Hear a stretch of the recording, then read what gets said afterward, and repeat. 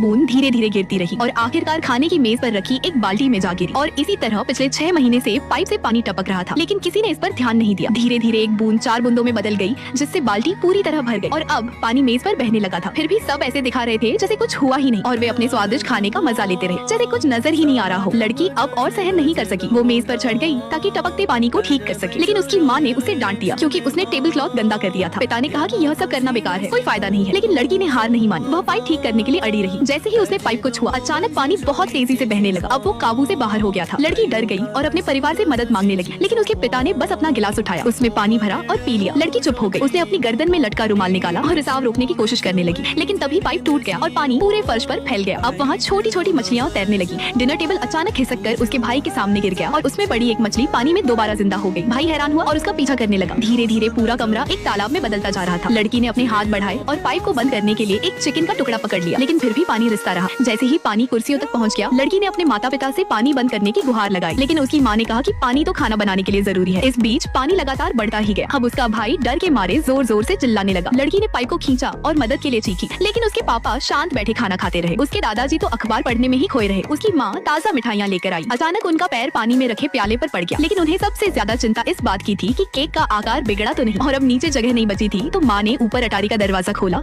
और अपने बेटे को ऊपर खींच लिया। लड़की ने देखा कि उसके दादाजी अब पानी में डूबने वाले हैं। वह चुपचाप रोने लगी। आखिर में उसने पाइप को छोड़ दिया और माँ के साथ ऊपर की ओर चढ़ गई, लेकिन पानी रुक नहीं रहा था। धीरे धीरे वह ऊपर वाले कमरों तक भी पहुँचने लगा। लड़की बेचैनी से खिड़की पर जाकर बाहर मदद के लिए दस्तक देने लगी। जब उसने खिड़की खोली और बाहर आवाज लगाई तो उसे ऐसा लगा कि पूरा शहर ही अब पानी में डूब चुका था।